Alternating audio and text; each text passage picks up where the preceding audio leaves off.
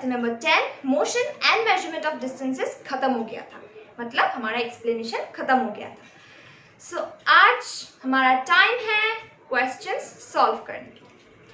तो पहले मैं एनसीईआरटी क्वेश्चंस आप लोगों को सॉल्व करके दूंगी और कुछ आप लोगों को भी दूंगी सॉल्व करने के लिए। उसके बाद हम कुछ एक्स्ट्रा क्वेश्चंस भी सॉल्व करेंगे। So let's begin. सो हमारा फर्स्ट क्वेश्चन है, give two examples each of modes of transport used on land, water and air. आपको कुछ दो एग्जांपल्स देने हैं मोड्स ऑफ ट्रांसपोर्ट के जो लैंड, वाटर एंड एयर में यूज किया जाता है। सो आंसर लिखिए।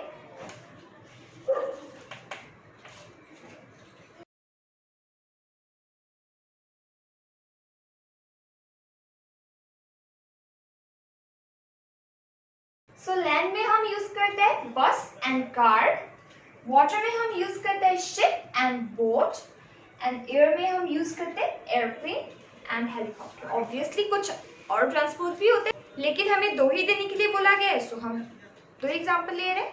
आप कुछ और एग्जांपल्स भी ले सकते हैं। Done? Let's move on to the second question. NCERT का सेकंड क्वेश्चन है fill in the blanks. पहला है 1 metre is dash centimetre. Answer लिखिए आप। For 2 1 meter is dash centimeter. It's 100 centimeter. Done. Second है हमारा 5 kilometer is dash meter. 5 kilometer. Question ऊपर आ रहा है, पहला वाला मैंने मिटा दिया है, सेकंड वाला ये रहा। So 5 kilometre is dash metre. अब 1 किलोमीटर कितना होता है, मैंने आप लोगों को तो पढ़ाया था ना, वीडियो में आप देख लीजिए, शायद थर्ड पार्ट में मैंने पढ़ाया था। 1000 मीटर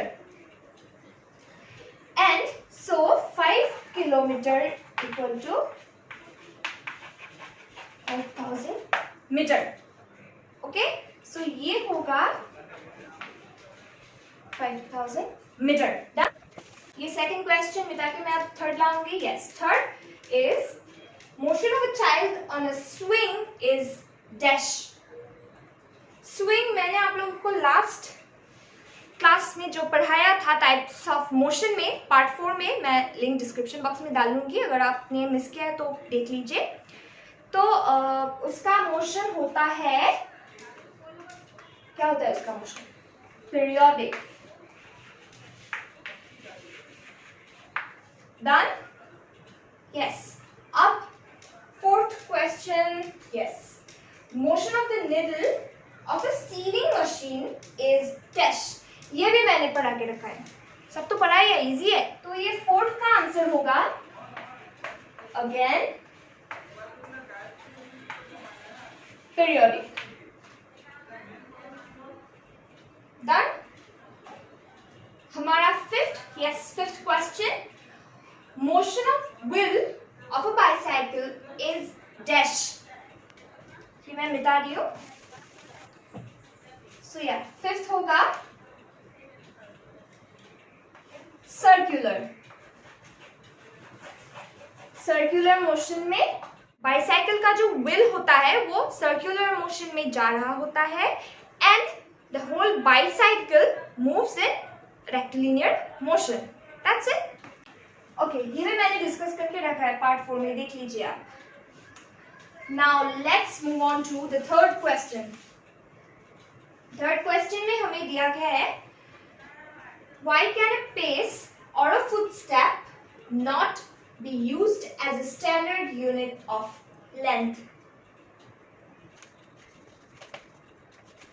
ये सब मैंने डिस्कस करके रखा है आप लोगों के साथ, लिंक मैं डिस्क्रिप्शन बॉक्स में डाल दूंगी, अगर किसी ने मिस किया है तो जरूर देखिए।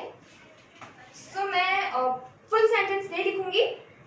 अ पेस और a footstep can not be used as a standard unit of length because मैं बिकॉज से लिख रही हूँ, आप लोगों के पास तो बुक होगा ही ना, और एक बात, बुक निकाल के बैठिए हाँ मेरी क्लास में, क्योंकि मैं एनसीईआरटी क्वेश्चंस भी तो सॉल्व करवाती हूँ ना, तो आप लोगों के पास अगर बुक हो तो ज़्यादा अच्छा है। मैंने क्वेश्चन तो ऊपर लिखा है, लेकिन फिर भी बुक होने से अच्छा होगा ना, आप लोगों को इजी होगा। सो आप लोग क्वेश्चन से पहले वाला लाइन लिख लीजिए, अ पेस और footstep not be used as a standard unit of length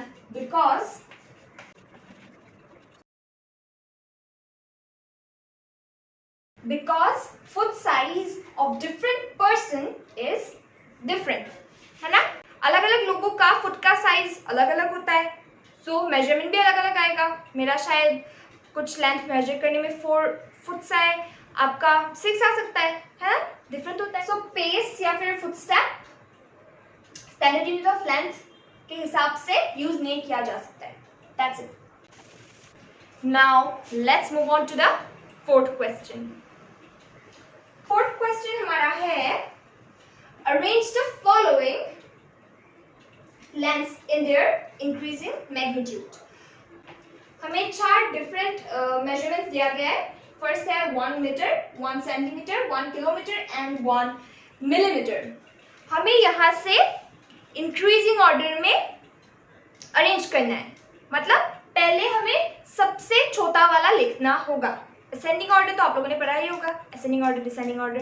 so ये हमें असेंडिंग ऑर्डर में अरेंज करना होगा। So let's do it.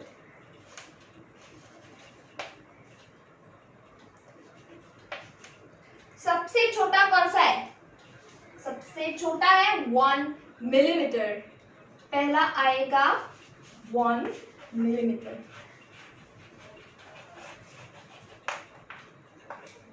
Okay, second आएगा, मिलीमीटर से बड़ा क्या होता है? मैंने बताया था ना, 10 मिलीमीटर इक्वल टू 1 सेंटीमीटर। फिर 1000 मिलीमीटर इक्वल टू 1 मीटर, मतलब अगला कौन सा आएगा? अगला सेंटीमीटर। सो या सेकंड हम लिखेंगे 1 सेंटीमीटर। थर्ड हमारा आएगा 1 मीटर। फिर आएगा 1 kilometre.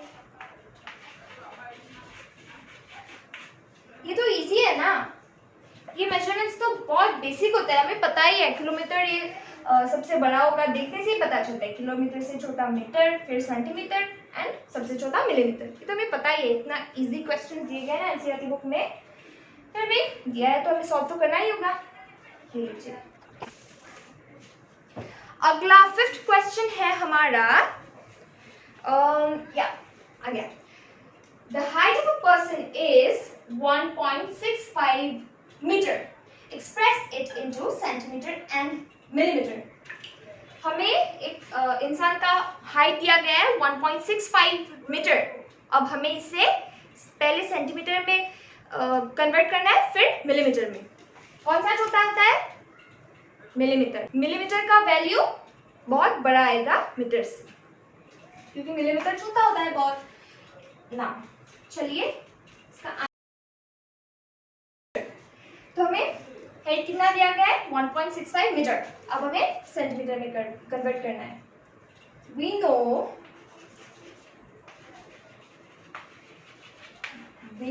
know that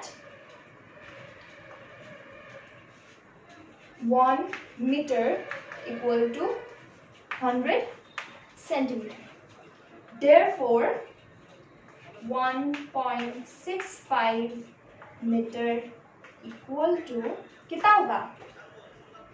1.65 into 100 equal to 165 centimetre.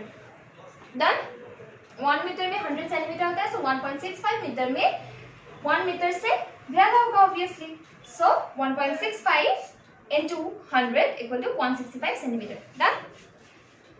ये मैं मिटाती हूँ। अब चलिए मिलीमीटर में कन्वर्ट करते हैं। सो 1 मीटर इक्वल टू 1000 मिलीमीटर। अब ये 1000 मिलीमीटर कैसे होता है मैं दिखाती हूँ आप लोगों को। हमने पढ़ा था कि 1 metre equal to 100 centimetre. Again 1 centimetre equal to 10 millimetre. मतलब ये और ये मल्टीप्लाई कर दीजिए, फिर हमें 1000 मिलीमीटर मिलेगा। Done. So 1.65 metre equal to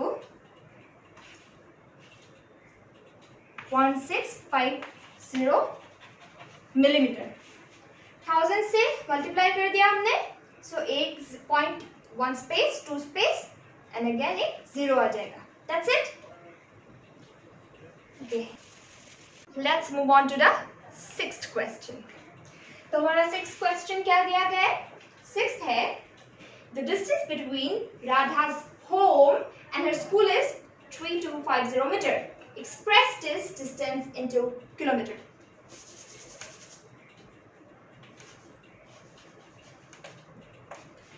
okay, ये भी सिमिलर ही है पहले क्वेश्चन से। लिखिए we know that, गिवन भी लिख लीजिए आप लोग। गिवन डिस्टेंस इक्वल टू ये 3250 metre. we know that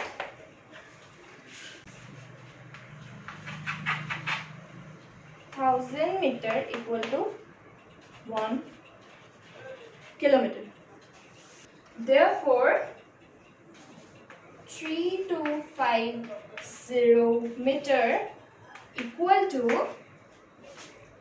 3250 divided by 1000 equal to 3.25 kilometre. Kilometre metre से बड़ा होता है, ऑब्वियसली हमें पता ही है। So 1000 metre equal to 1 kilometre होता है। सो हमें पूछा गया है कि 3250 मीटर से कितना किलोमीटर होता है। सो हमें इस वैल्यू को 1000 से डिवाइड कर देना होगा, then will get 3.25 kilometre. Easy, yeah done. अगला क्वेश्चन हाजिर हो, या आ गया। While measuring the length of a knitting needle, the reading of the scale at one end is 3 centimeter and at the other end is 33.1 centimeter. What is the length of the needle? ये बहुत ही ज्यादा important question है, पर हमारे लिए easy है, लेकिन क्योंकि हमने तो ये पढ़ के ही रखा है, बहुत easy है। आंसर लिखने से पहले मैं एक रिकैप देना चाहूंगी। ये पार्ट 3 में मैंने आप लोगों को पढ़ाया था, आप लोग देख लीजिए वीडियो। यहाँ पर मैं आप लोगों को बताना चाहूंगी कि 3 प्रिकॉशंस दिए गए थे ना। सो उन प्रिकॉशंस में से एक था कि जब स्केल ब्रोकन हो, ये एक स्केल है, मान लीजिए 0 1 2 3 4 5 6 एंड सो ऑन। तो 0 1 एंड 2 टूटा हुआ है, ये तो टूटा ही है, लेकिन इसके सामने भी टूटा है। सो इससे हम मेजर नहीं कर सकते, हम अगले फुल मार्क पॉइंट से शुरू करेंगे। क्वेश्चन में भी हमें यही दिया गया कि एक एंड में 3 सेंटीमीटर आया और दूसरे में 33.1। मतलब इसका मतलब क्या हुआ कि जो चीज 0 से शुरू करना चाहिए था वो हमने 3 से शुरू किया, मेजरमेंट हमने 3 से शुरू किया। हो सकता है कि स्केल टूटा हुआ हो, इसलिए हमने 3 से शुरू किया। तो हमें पूछा गया है कि the real length of the needle क्या होगा, नीडल का असली लेंथ क्या होगा। तो हमें क्या करना होगा, 0 से 3 तक का डिस्टेंस कितना है, 3 सेंटीमीटर। ये मतलब 3 सेंटीमीटर हमने सामने छोड़ दिया है और फिर हमारा आया 33.1। अगर ये हम 0 से शुरू करते तो लास्ट में से हमें 3 सेंटीमीटर सामने का मतलब एंडिंग पॉइंट मिलता है ना। मतलब यहाँ पर हमें 33.1 मिला जब हमने 3 से शुरू किया था। अगर हम 0 से शुरू करते तो 3 सेंटीमीटर हमें कम मिलता। इजी है। सो यहाँ पर आंसर होगा 33.1 -3 सेंटीमीटर इक्वल टू 30.1 सेंटीमीटर। समझ में आ गया? ये बहुत ही ज्यादा इंपॉर्टेंट क्वेश्चन है, ये आप लोगों को गहराई से समझना होगा, ठीक है। अगला हमारा क्वेश्चन है क्वेश्चन नंबर 8। क्या? Write the similarities and differences between the motion of a bicycle and a ceiling fan that has been switched on. क्यों switched on बताया गया है? क्योंकि switched off फैन में कुछ मोशन होता है क्या? वो तो स्टैटिक होता है, स्टेशनरी, वो हिलता नहीं है। सो switched on फैन, और हमें दिया गया है कि बाइसाइकिल के मोशन में कुछ सिमिलरिटीज होते हैं, कुछ डिफरेंसेस होते हैं। अच्छा, मैं क्वेश्चन को हटा रही हूँ, मैं देख लीजिए आप क्वेश्चन। मुझे स्पेस चाहिए ना लिखने के लिए, चलिए आंसर को करने की कोशिश करते हैं। तो पहले क्या लिखूं, सिमिलरिटीज या डिफरेंसेस? चलिए डिफरेंसेस ही लिखते हैं। तो क्या पूछा गया है कि उन दो ऑब्जेक्ट के मोशन में क्या अलग होता है? अलग पहला लिखते हैं, चलिए।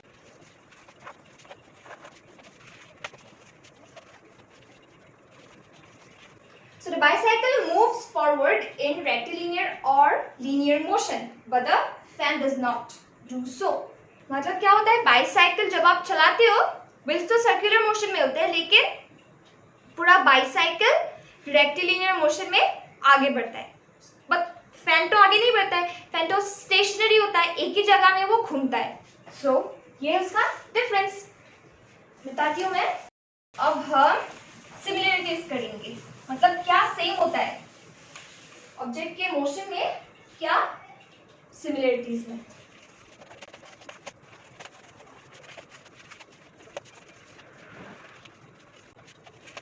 Okay, both the blades of the fan and the wheels of the bicycle exhibits circular motion. क्या समझे? फैन का जो ब्लेड्स होता है वो सर्कुलर मोशन में होता है, and the wheels of the bicycle circular motion में होता है ना? तो यह है इसका similarities. So both of this are in circular motion. Clear?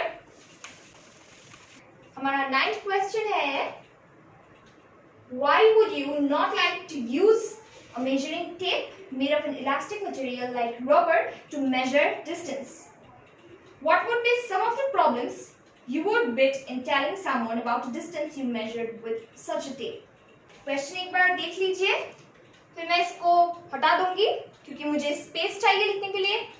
Book निकाल के रखिए अपने सामने, मैंने पहले ही बता दिया है। ओके, सो इसका आंसर है, पहले क्वेश्चन का आंसर मैं मुंह से ही बता दूंगी।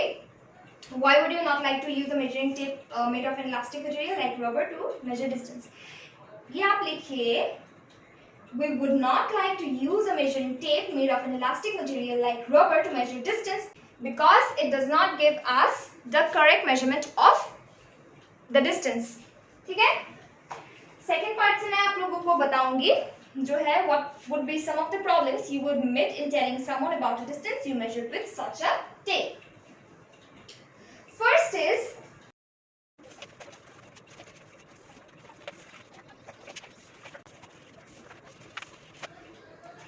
okay, the length of the elastic tape may vary from person to person even if the same distance is measured. ये मैं आप लोगों को कुछ दिखाकर बताना चाहूंगी। ये मान लीजिए एक लाइन है, सपोज 8 सेंटीमीटर का, ठीक है। आप लोगों के पास एक 6 सेंटीमीटर का इलास्टिक टेप है। अगर मैं आप लोगों को ये लाइन मेजर करने के लिए बताऊंगी,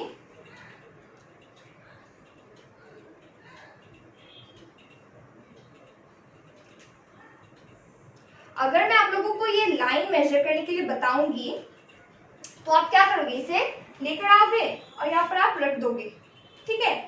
फिर जब ये 6 सेंटीमीटर आप लोगों को पता चलेगा कि ये छोटा है, तब आप क्या करोगे, रबर होता है, रबर को तो हम खींच सकते हैं, तो आप क्या करोगे, एक एंड से इसे खींचकर 8 सेंटीमीटर बनाओगे, फिर जब आप ये मेजरमेंट लेकर जाओगे, स्केल में इसे रखोगे, तो ये फिर से 6 सेंटीमीटर का बन जाएगा। फिर आप जब बोलेंगे कि हाँ ये लाइन 6 सेंटीमीटर का है, लेकिन क्या ये 6 सेंटीमीटर का है? ये तो 8 सेंटीमीटर का लिखा है ना मैंने। तो जब आप ये 6 सेंटीमीटर का इलास्टिक खींच कर इसे 8 सेंटीमीटर बनाओगे और तब आप इसे स्केल में मेजर करोगे, तो ये गलत होगा, क्योंकि भला 6 सेंटीमीटर से 8 सेंटीमीटर का चीज मेजर किया जा सकता है क्या? नहीं ना। तो सपोज हमें ये नहीं मालूम है, हमें ये मालूम ही नहीं है कि ये 8 सेंटीमीटर का है, तब आप इसे लाकर मेजर करोगे और देखोगे कि ये छोटा पड़ रहा है, तब आप इसे खींचोगे, खींचकर आप इसके जैसा बनाओगे, फिर आप इसे लाओगे और स्केल में रखोगे, ये डिस्टेंस फिर से छोटा हो जाएगा, इलास्टिक फिर से छोटा हो जाएगा, तब आप बोलोगे ये लाइन 6 सेंटीमीटर का है। अगर मैं एक मेजरिंग स्केल लाकर, एक रूलर लाकर इसे यहाँ पर रखूं, तो रूलर मुझे बताएगा कि ये 8 सेंटीमीटर का है, मतलब प्रूव हो गया कि ये गलत है। इलास्टिक टेप से हम मेजर नहीं कर सकते किसी भी डिस्टेंस को। और अगर आपने इसे खींचा भी है, तो आपको फिर से ये भी बताना होगा कि ये मेरा इलास्टिक था 6 सेंटीमीटर का, फिर मैंने इसे खींचकर इतना ऐड किया, 2 सेंटीमीटर ऐड किया। ये सब तो बहुत मुश्किल हो जाता है ना हमारे लिए, हमें बोलने के लिए बहुत मुश्किल हो जाता है। कैसे आप बताओगे कि आपने कितना खींचा है? अब कितना खींचा है वो भी मेजर करना होगा, कैसे बताओगे आप? इसलिए इलास्टिक से मेजर नहीं किया जा सकता। ओके, ये जो मैंने अभी अभी आप लोगों को करवाया क्वेश्चन नंबर 8 और 9, ये सच में बहुत ज़्यादा इम्पोर्टेंट है। ये इससे आप लोगों को स्टार मार्क करना ही करना है, क्योंकि आपके एग्जाम्स में भी ये क्वेश्चंस आने वाले। इजी में तो 1 मार्क में तो वो वाले क्वेश्चंस आएंगे जो हमने पहले किया है, लेकिन ये 2, 3, 4 मार्कर आ सकते हैं। सो स्टार लगा कर रखिए, इसे हमें पूरा स्कोर करना है ना? ओके, सो हमारा लास्ट क्वेश्चन है question number 10, give 2 examples of periodic motion. ये तो बहुत इजी है, आंसर लिखिए। मतलब हमें कुछ ऐसे ऑब्जेक्ट्स बताने होंगे जो पीरियडिक मोशन में होते हैं। पहला लिखिए आप स्विंग, एंड सेकेंडली होगा revolution of the earth around the sun. हो गया? ये दो, और भी हो सकता है नीडल ऑफ सीविंग मशीन, और बहुत से ऐसे एग्जांपल्स होते हैं जो पीरियडिक मोशन में होते हैं। बहुत से ऐसे ऑब्जेक्ट्स होते हैं, लेकिन यहाँ पर मैंने ये बताया आप लोगों को, इनमें से कोई भी दो आप लिख सकते हैं ना। सो फाइनली हमारा एनसीईआरटी क्वेश्चंस सॉल्व हो गया है। ये तो हमने एनसीईआरटी क्वेश्चंस सॉल्व कर लिए, लेकिन सिर्फ एनसीईआरटी क्वेश्चन से तो नहीं होगा ना, कुछ एक्स्ट्रा भी तो करना होगा। चलिए एक्स्ट्रा क्वेश्चंस देखते हैं। तो ये है हमारा पहला extra question. Yes, which of the following are physical quantities? Speed of a car, how angry a person is, distance from earth to sun, how much a mother loves her child. मैं इसका answer लिखकर नहीं बताऊंगी, मुंह से ही कर लेते हैं आंसर, ठीक है? फिजिकल क्वांटिटीज कौन से होते हैं? Physical quantities are those quantities which can be measured, जो मेजर किया जा सकता है, जिसे मेजर किया जा सकता है। तो ये मैंने पार्ट 1 में बहुत बार बोला है, सो इसे मैं लिखकर नहीं बताऊंगी, मुंह से ही बताऊंगी। मेजर हम कर सकते हैं speed of a car. Speed of a car में आप टिक लगाइए। फिर है हाउ एंग्री पर्सन इज, ये तो आप मेजर नहीं कर सकते ना, किसी का गुस्सा आप मेजर कर सकते हो क्या? नहीं। Then distance from earth to sun, ये मेजर किया जा सकता है, सो इसे भी आप टिक लगाइए। Then how much a mother loves her child, mummy का प्यार आप मेजर कर सकते हो? ये तो कभी मेजर नहीं किया जा सकता है ना, कितना प्यार करती है वो हमें, सो ये भी फिजिकल क्वांटिटी नहीं है। अगला क्वेश्चन हाजिर हो। Choose the correct SI unit. Length का एसआई यूनिट क्या होता है? मीटर, सेंटीमीटर और फुट। लेंथ का एसआई यूनिट होता है मीटर। ये मैंने पढ़ा के रखा है, जाके वीडियो में ढूंढिए इसे, मैं लिंक डाल दूंगी डिस्क्रिप्शन बॉक्स में। फिर आता है मास का किलोग्राम और ग्राम। मास का किलोग्राम ये भी बताया है। फिर थर्ड है टाइम का आवर और सेकंड, ये होगा सेकंड। तो आंसर्स बताती हूं मैं, metre, kilogram and then second, MKS। Tick लगाइए, ठीक है। Now let's move on to the third question. या which of this is the correct way of writing 10 kg और 10 kgs? मैं बता देती हूँ, ये जो स्टैंडर्ड यूनिट्स होते हैं केजी, मीटर, सेकंड वगैरह वगैरह, इन सब में प्लूरल फॉर्म मतलब एस नहीं लगता है कभी भी। 10 kgs मत लिखिए, 10 kg। तो ये पहले वाले में लिखिए 10 kg। बी आप लोगों का होमवर्क है, 5 सेंटीमीटर और 5 सेंटीमीटर्स होमवर्क। सी है हमारा 1 kg डॉट और 1 kg, इसमें डॉट नहीं लगता है, 1 kg ही होगा, सिर्फ 1 kg। सिमिलरली डी सेम जैसा ही है, so B and D are homework. ठीक है, जरूर सॉल्व कीजिए क्योंकि आपका ही काम आने वाला है ना। ओके, नेक्स्ट क्वेश्चन हाजिर हो। अब हम कुछ एमसीक्यूज करेंगे, टाइम फॉर एमसीक्यूज। पहला क्वेश्चन है, the footstep is an unreliable measure of length because number A, people do not measure properly with it. Number B, it varies from person to person. Number C, some people jump too much while measuring with this footstep. And D, it is the standard unit of measurement. आपको क्या लगता है कौन सा होगा? Yes, correct. B, it varies from person to person. अलग अलग इंसान का अलग अलग फुट का साइज होता है, तो टिक लगाइए B में। नेक्स्ट है, the standard unit of length in the SI system is, अभी अभी मैंने बताया है, क्या है ये? Number A cubit, number B centimetre, number C metre, number D handspan. C metre में टिक लगाइए। How many kilograms make 1 metric ton? ये आपके बुक में नहीं दिया गया है, लेकिन फिर भी मैं आप लोगों को बताना चाहूंगी, जानने में क्या हर्ज है ना, जनरल नॉलेज, क्योंकि ये तो चाहिए होगा, अभी नहीं चाहिए तो 2 साल बाद लगेगा, तो जान लीजिए आप। 1 metric ton equal to 1000 kilograms. 10, 100, 1000, 40 लगाइए सी में टिक, 1000 मेट्रिक टन। और इस क्वेश्चन में आप स्टार भी लगाइए। Number 4, while measuring length using a meter scale, the position of the eye should be vertically above the 0 mark of the scale. Number B, should be vertically above the point where the measurement is to be taken. Number C, should be a little away from the point where the measurement is to be taken. And number D, does not matter as long as the scale is accurate. क्या लगता है कौन सा होगा? Yes, number B is correct. Should be vertically above the point where the measurement is to be taken. मैंने बताया था ना, अगर आपको यहाँ तक का डिस्टेंस मेजर करना है तो स्केल को यहाँ रखोगे और ठीक पॉइंट के ऊपर से ही आप स्केल का मेजरमेंट लोगे।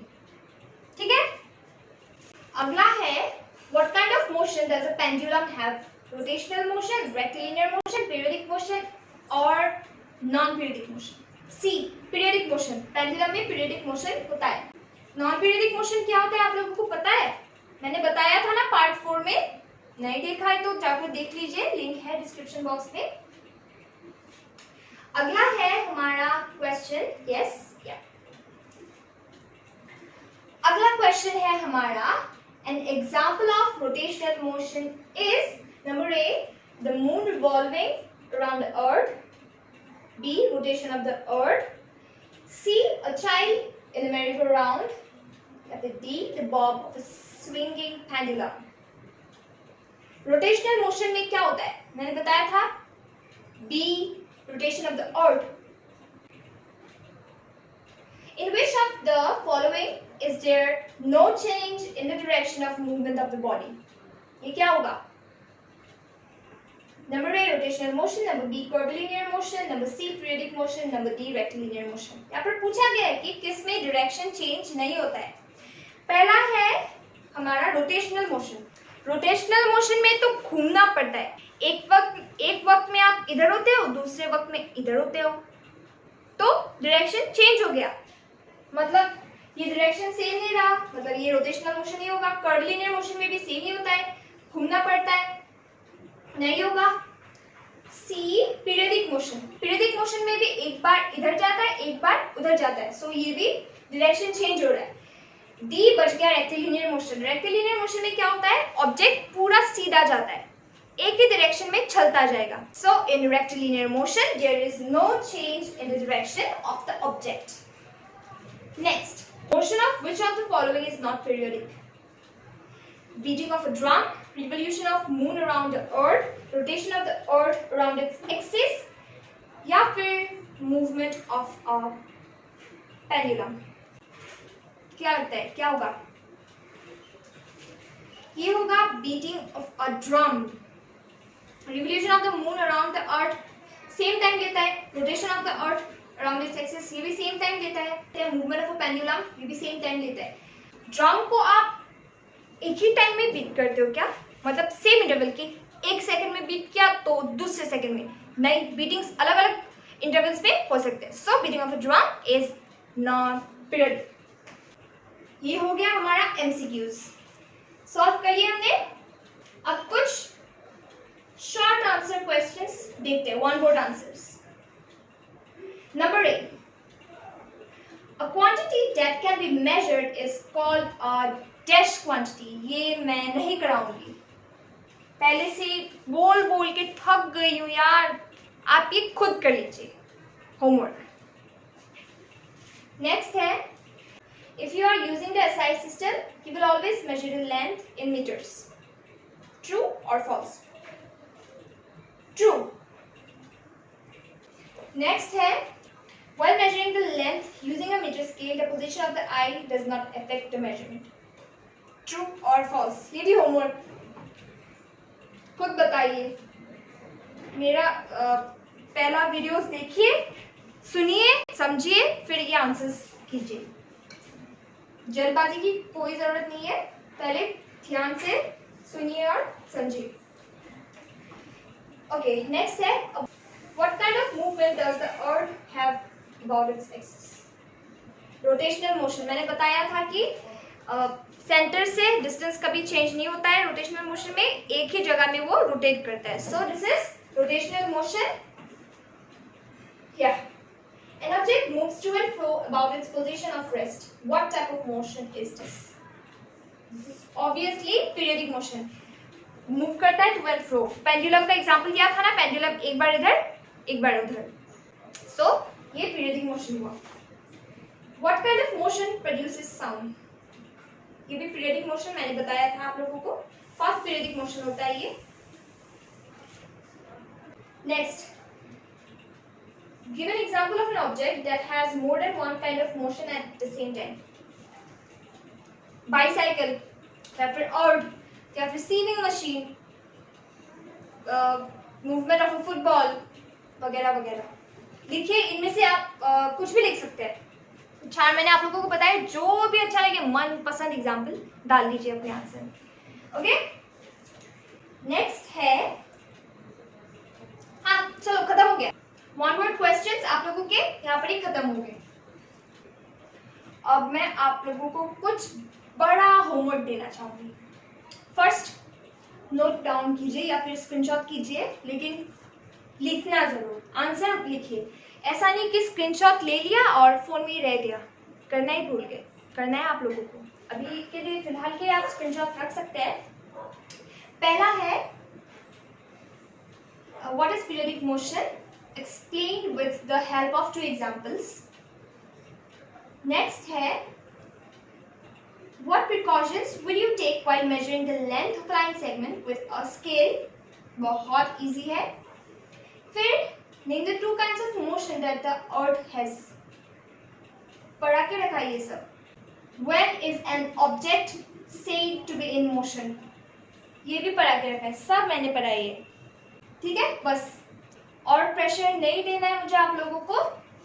इधर ही एक्स्ट्रा क्वेश्चंस हम खत्म करते हैं, लेकिन होमवर्क जरूर कीजिए और समझना है तो मैं तो हूँ ही, मुझे पूछिए, मैं आप लोगों को जरूर हेल्प करूंगी आंसर्स करने के लिए. ठीक है, सो हमारा chapter number 10 motion and measurement of distances यहाँ पर ही खत्म हो गया. ये चैप्टर बहुत ज़्यादा इंटरेस्टिंग था एंड थोड़ा डिफरेंट था, पिछले चैप्टर से थोड़ा डिफरेंट था और बहुत ज़्यादा मज़ेदार था. हमने एक साथ बहुत फन किया इस चैप्टर को समझने में, और क्वेरीज तो आपके होंगे ही, ज़रूर होने भी चाहिए, क्योंकि जब क्वेरीज आएंगे तभी तो आपके कॉन्सेप्ट्स क्लियर होंगे. क्योंकि ये जो क्लास 6 स्टैंडर्ड होता है ना, यहाँ पर आपको पूरा बेसिक समझाया जाता है जो आपको हायर स्टडीज के लिए हेल्प करेगा.